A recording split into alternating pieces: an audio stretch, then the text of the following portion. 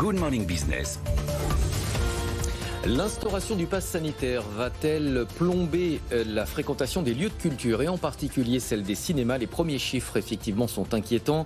La fréquentation des salles de cinéma a plongé de 71% mercredi dernier, jour de l'instauration du pass sanitaire, ce qui provoque évidemment l'inquiétude des professionnels du secteur. David Scantamburlo, directeur marketing des cinémas CGR, excusez-moi, est avec nous. Bonjour, merci d'être en ligne. 71% de baisse sur la journée de mercredi, 50% le lendemain, 25% samedi.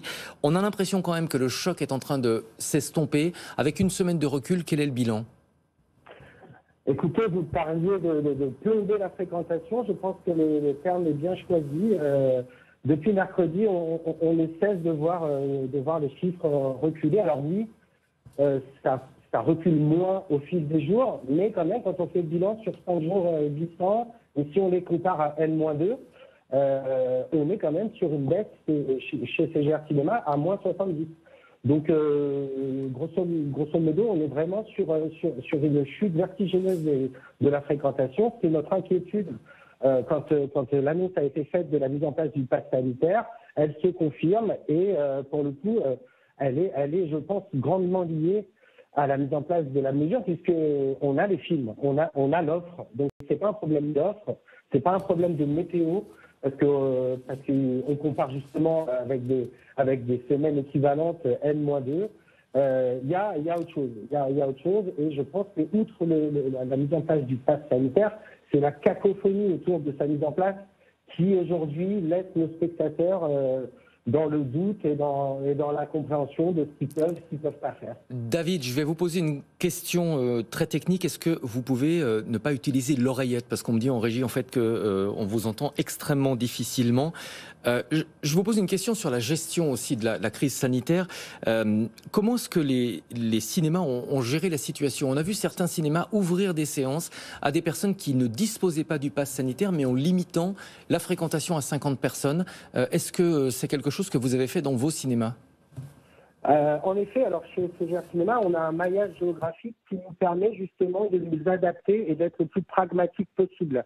Et à partir du moment où le décret nous autorisait à la fois à mettre en place le pass sanitaire ou alors à imposer une jauge de 49 spectateurs par salle, nous avons mis en place ce dispositif sur une dizaine de cinémas. Je rappelle que le circuit CGR, c'est 73 cinémas en France.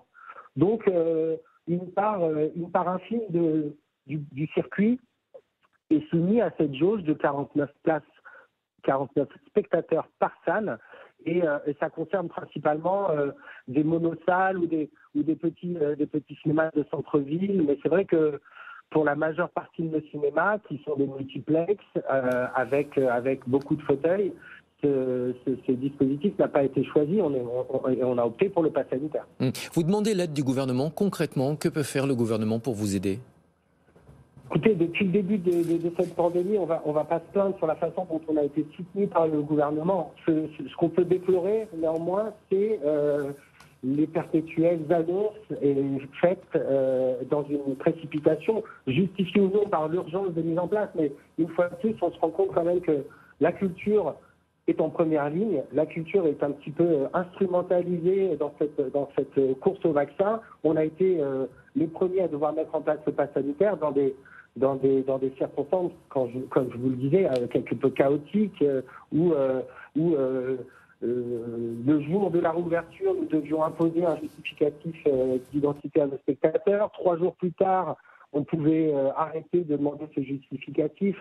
En termes de communication, moi je suis directeur marketing du groupe, c'est très compliqué de pouvoir avoir une ligne directrice claire et précise pour nos spectateurs. Et c'est super frustrant parce que c'est justement notre rôle, c'est de rassurer nos spectateurs qui puissent venir dans la plus grande sérénité, profiter de leur séance et éviter justement de jouer le jeu des plateformes et de voir nos spectateurs se détourner des salles obscures. Et en termes de subventions et d'aide, c'est vrai, comme je disais, on a été beaucoup soutenus depuis l'entrée dans la pandémie, mais il faut que ça continue. Et là, on en appelle vraiment au soutien du gouvernement pour continuer à nous soutenir aussi bien en débloquant des nouvelles enveloppes d'aide à la filière. Hein. Je ne parle pas uniquement au nom des exploitants, mais je parle aussi au nom des distributeurs de films qui ont choisi de prendre des risques et de sortir des productions françaises cet été encore avec des OSS 117, des Bac Nord, j'en passe, et je passe aussi des blockbusters américains qui étaient planifiés pour cet été. Tous ces distributeurs qui ont eu le courage de maintenir leurs films, il faut continuer à les aider parce que si les films sautent, les salles ferment. Et pour le coup, c'est vraiment ce qu'on veut éviter.